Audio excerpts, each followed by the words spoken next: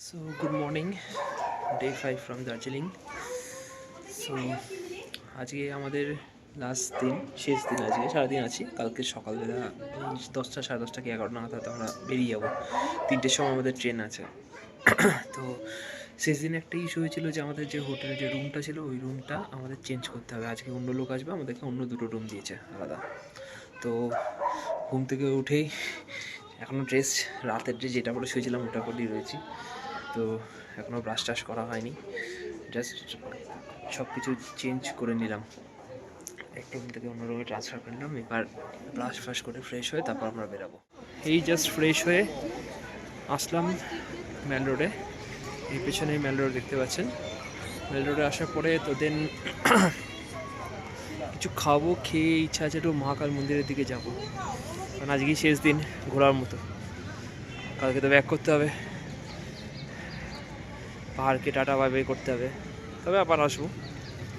পাহাড়কে ছেড়ে থাকা যায় না, বাট এবারে অনেক লং টাইমে এসেছিলাম, মানে 2021-এর পর 2025-এ 4 বছর গ্যাপে এসেছি। মাঝখানে সমুদ্রে এসেছি, কিন্তু পাহাড়টা আসা হয়নি। ডেস্টিনেশন অন্য হতে পারে, হয়তো দার্জিলিং না হয় অন্য কোথাও হলো, অন্য কোনো অফবিট প্লেস বা সিকিম, বাট যাবো, এই হচ্ছে ব্যাপারটা। আর এটাই। তারপর কানেক্ট থাকুন আমাদের সাথে, দেখি আজকে কী কী ভিডিও দেখাতে পারি। সত্যি কথা বলতে ঠান্ডার জন্য বেশি ব্লগ করে উঠতে পারছি না, হাত ফাত একদম জমে যাচ্ছে, ভালো ঠান্ডা। তবু আজকে একটু ভালো লাগছে, আজকে হাওয়াটা নেই। গতকাল যেটা আমি বলছিলাম গতকালের ব্লগে, যে অতিরিক্ত হাওয়া, মানে ঠান্ডা নেওয়া যায় কিন্তু ঠান্ডার সাথে যখন হাওয়াটা দিচ্ছে ওটা নেওয়া যায় না। তো আজকে হাওয়াটা নেই, হাওয়াটা না থাকাতে নেওয়া যাচ্ছে ঠান্ডাটাকে, এটাই হচ্ছে ব্যাপারটা। সো এই জাস্ট আমরা ব্রেকফাস্ট খেয়ে আসলাম সকালে, আমার কাছে আছে। আর মা আর আশিস ওই প্যাটিস টাইপের খেলো, আমি আর বোন আবার একটু পুরি খেলাম। একটু ইচ্ছা করছিলো যে প্যাটিস না খেয়ে পুরি খাবো। তো আজকে একটু হোটেলে গেছে, ও আসলে এবার মহাকাল মন্দিরের দিকে যাব, কারণ আজকে শেষ দিন, যেটা করার আজকেই করতে হবে। তারপর দুপুরের দিকে ও বলছিল একটু চক বাজার যাবে, কোন কিনে চক বাজার আমি যাবো কিনা বলতে পারছি না, বাট মহাকাল মন্দিরটা যাবো। এই দার্জিলিং ম্যালের ভেতরে না যে মূর্তিটা রয়েছে, এটি হচ্ছেন অ্যাকচুয়ালি বেসিক্যালি দার্জিলিংয়ের প্রথম পোস্টমাস্টার, যেটা শুনলাম। দার্জিলিংয়ে সব থেকে প্রথম যখন পোস্ট অফিস যখন খোলে, প্রথম ফার্স্ট যে পোস্টমাস্টার ছিলেন ওটা ইনি ছিলেন। ওনার জন্ম দেখলাম 1814 মনে হয় ওনার জন্ম, আর 1869 ওনার মৃত্যু হয়েছিল। দার্জিলিংয়ের ম্যালে এই জায়গাটাতে যেটা সাজানো রয়েছে, এই জায়গাটা প্রচুর স্মৃতি আছে। প্রচুর স্মৃতি বলতে আমার ছোটোবেলার বহু পিকচার এখানে তোলা ছিল, ছবিগুলো নষ্ট হয়ে গেছে।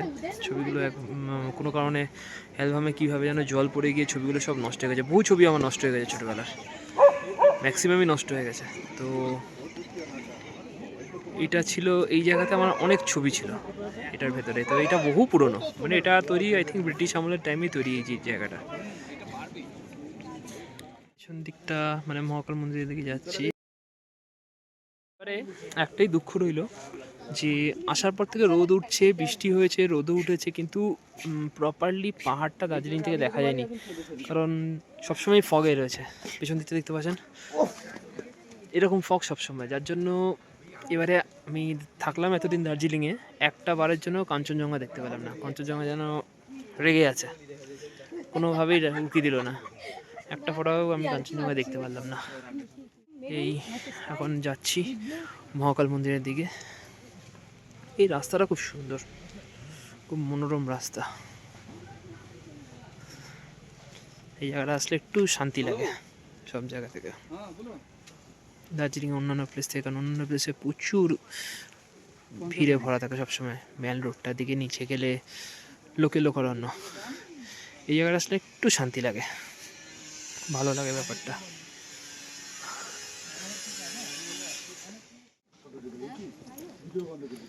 So now we are going to Mahakal temple. চলো ওঠো, সাইড দিয়ে উঠে যাও।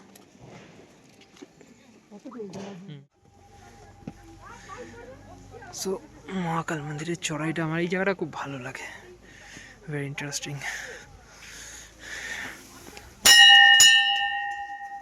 হর হর মহাদেব।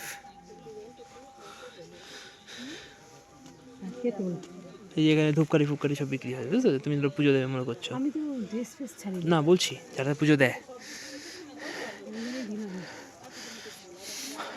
আমাদের দেওয়া যাবে না কারণ আমাদের ড্রেস এইভাবে চেঞ্জ হচ্ছে না না। এরা এখানে লোকাল লোকরাই দিচ্ছে কারণ ওরা স্নান টান করে ফ্রেশ হয়ে নতুন ড্রেস পরে আসছে।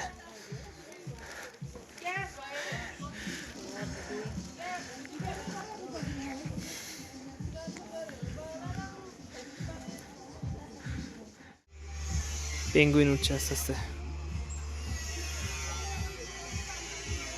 হোয়াইট আর ব্ল্যাক করে আরো পেঙ্গুইন হয়ে গেছে। যেটা 5 সেটা এখন উঠছি কারণ মহাকাল মন্দিরটা অনেকটা চড়াই, রাস্তাটা স্ট্রেট খাড়া, সিঁড়ি না, সিঁড়ি শুধু প্রথম দিকটা, তারপরটা পুরোটাই চড়াই, প্লেন চড়াই।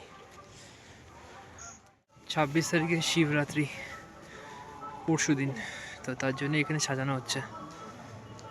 কারণ শিবরাত্রিতে আমরা থাকবো কলকাতায়, ততক্ষণে কলকাতায় পৌঁছে যাবো। 25 তারিখেই আমরা কলকাতা বেসিক্যালি পৌঁছে যাচ্ছি, কারণ দুপুর 3টের সময় ট্রেন, ওখানে মনে হয় রাতের দিকে ঢুকে যাবো, 8টা সাড়ে 8টার মধ্যে কোন টাইমে ঢুকে যাবো আমরা। পাহাড়ের চূড়ায় এত সুন্দর একটা মন্দির, সুন্দর লাগে দেখতে, খুব সুন্দর।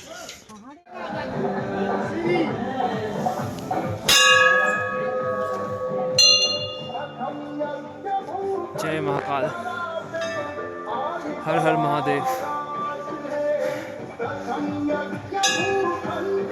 খুব ভাল লাগছে পাহাড়ের বুকে মহাদেবের এরকম একটা মন্দির।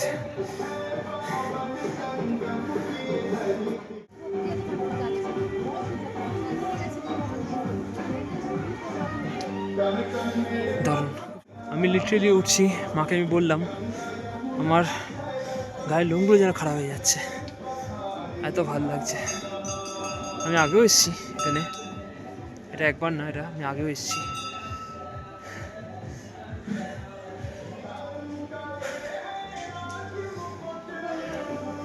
সুন্দর। এটা একটা মায়ের মন্দির, মা কালীর মন্দির এখানে। দুর্গা, এটা দুর্গা বা লক্ষ্মী, দুর্গাই মনে হচ্ছে, মা দুর্গা।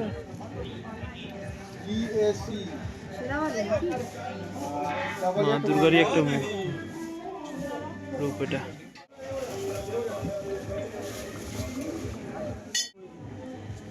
এটা গণেশ ঠাকুরের, এটা গণেশ ঠাকুর, গণেশ আসল মহাকাল মন্দির, মহাদেবের আসল মন্দির এখানে পাহাড়ের একদম চূড়াতে, দারুণ।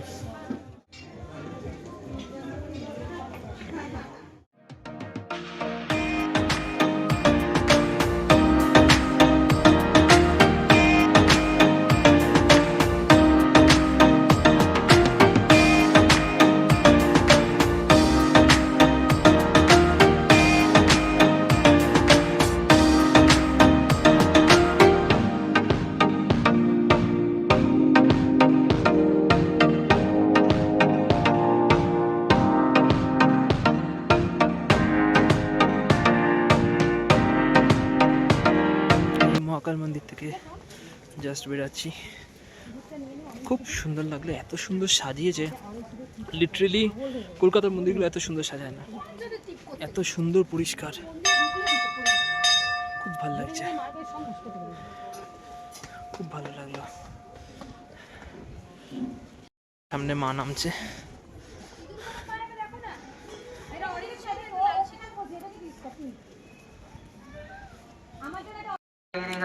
এটা মহাকাল মন্দির থেকে পুরো দার্জিলিং সিটিটা, পুরো দার্জিলিং সিটিটা শো দেখা যাচ্ছে এখান থেকে, দারুণ লাগছে দেখতে। পুরো দার্জিলিংটাই মোটামুটি দেখা যাচ্ছে এখান থেকে, মহাকাল টেম্পল থেকে।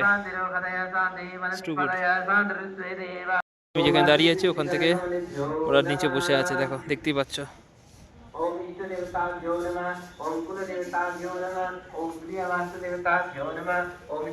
মহাকাল মন্দিরটা হচ্ছে উপর দিকে, আমি তার নিচটায় ঘুরছি।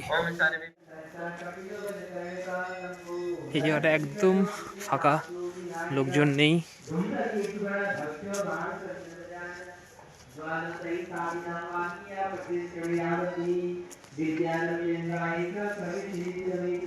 খুব সুন্দর, লিটারেলি খুব ভালো লাগলো সব জায়গাটা। আমার পেছনে দেখতে পাচ্ছ এটা হচ্ছে পাইন ফরেস্ট, নিচে রয়েছে এরকম একটা পাইন গাছ রয়েছে মহাকাল মন্দিরের ওখানটাতেই। সামনে একটা টয়লেট আছে, লেডিস অ্যান্ড জেন্টস, ওরা পরিষ্কার চলছে, 5 টাকা করে নিচ্ছে পে টয়লেট।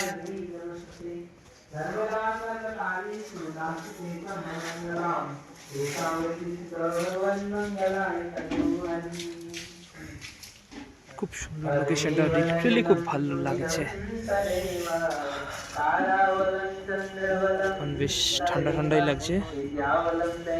তো আমি এখান থেকে নামছি, ওই যে মারা বসে আছে।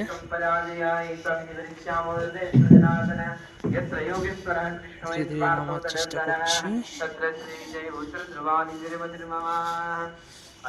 রাস্তাটা খারাপ।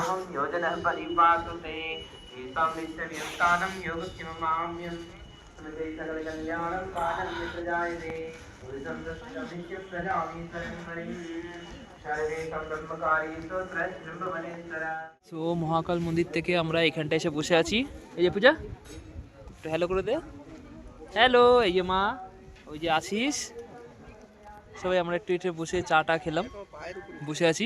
এখানকার লোকেশনটা খুব ভালো লাগছে, একবার দেখতে পাচ্ছ। আমি আসার পর থেকেই এই জিনিসটা, তবুও আজকে পাহাড় একটু হলেও দেখা যাচ্ছে, কিন্তু অন্যান্য দিন পাহাড় সেটাও দেখা যাচ্ছিল না, এরকম ফগ। এবার সত্যি কথা বলতে দুঃখের বিষয়, কাঞ্চনজঙ্ঘাটাকে এবারে পাহাড়ে এসে দেখতে পেলাম না একটা ফোটাও। বন্ধুন ভিলেজ যেখানে গেছিলাম ওখান থেকে কাঞ্চনজঙ্ঘা দেখা যায় না, ওদের সেটা স্পট নেই কাঞ্চনজঙ্ঘার। দার্জিলিং আসছিলাম যেখানে যেখানে সাইট সিনগুলো যেখানে যেখানে থেমেছিলাম সেখানেও আমি দেখতে পারিনি। আর দার্জিলিংয়ে অনেক সময় দেখা যায় আকাশ পরিষ্কার থাকলে, আমরা আগের বারই দেখেছিলাম এখান থেকে কাঞ্চনজঙ্ঘা এই সাইড থেকে, বাট এবারে সেটা চোখে পড়েনি। এরা দুজনে হাজব্যান্ড ওয়াইফ, এরা নাকি হাজব্যান্ড ওয়াইফ। অবস্থা দেখো দুজনের, দুজনকে দেখো, অবস্থা দেখো।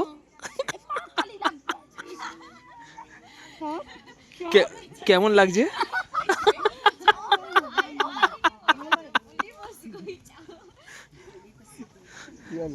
ম্যাডাম, ও ম্যাডাম, ম্যাডাম কেমন লাগলো? ও ম্যাডাম, ডান পাটা ব্যথা করছে। আহারে আমার বোনটা। এই দেখো হাজবেন্ড ওয়াইফ কে ডর কে আগে জিত है।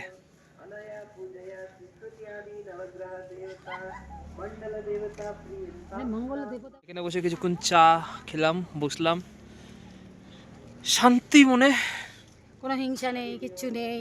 এখন যাবো আবার জেলাশীল, কলকাতায় যাবো, এসব চলবে।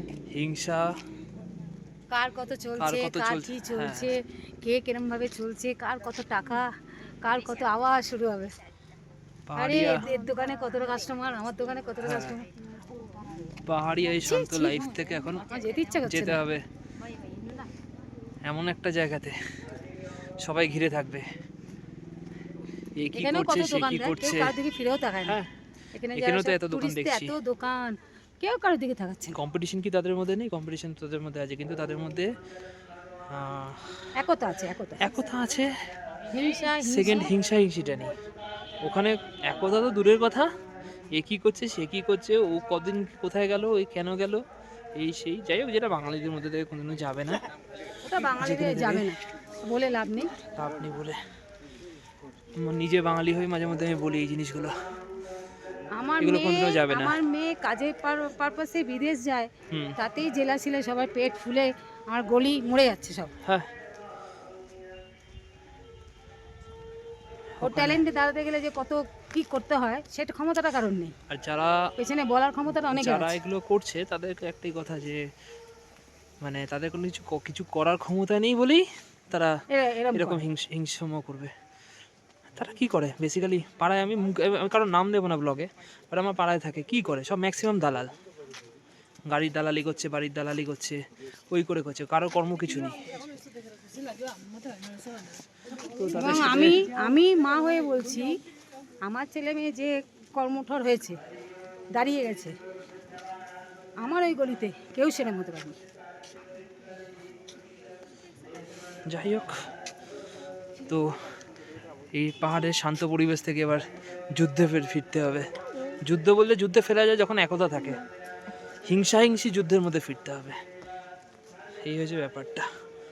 চাই আমার সেটা আমার স্টুডিওর লোকেশন হোক। কার বাড়ির পাঁচিলে দিয়ে আজকে বিশাল ভাবে বিরাট আটকে গেছিল, কার ঘরে ঝগড়া হলো কার সাথে, কার কটা বিয়ে। হ্যাঁ, নিজেদের চরকায় করো, নিজেদের হাড়িতে কটা ফুটো আছে সেটা দেখবে না, অন্যের হাড়িতে কিন্তু ফুটো একটা ফুটো না 10টা করে ফুটো আছে, কিন্তু ওরা নিজেরা না করে পরের সংসারে কটা ফুটো আছে সেটা খুঁজে বেড়াবে, এই হচ্ছে ব্যাপারটা। সানি দাঁড়িয়ে গেছে, সানির বোন তো কথাই নেই, আমার মেয়ের সঙ্গে আমার মনে হয় না কারো তুলনা করা যাবে। ও যে এইটুকু বয়সে যা ইনকাম করছে সৎ পথে, কোনো অসৎ পথে নয়, সৎ পথে যা ইনকাম করছে, আমার মনে হয় না আমার মেয়ের মতো কেউ কাউকে দাঁড়াতে পেরেছে কোনো মা। সেই জন্য কিছু মাও আছে অনেকে হিংসা করে, অনেক মা আছে হিংসা করে যে বাবা ওর মেয়ে এখানে চলে গেল, তারা ট্রাই করেও পাচ্ছে না, পারবেও না। সেটাই আমার মেয়ের হচ্ছে গড গিফট, ওকে ভগবানই উপর থেকে এই ট্যালেন্টটা দিয়েছে। ঠিক আছে, অনেক মেয়ে আছে কেউ দাঁড়াতে পারেনি।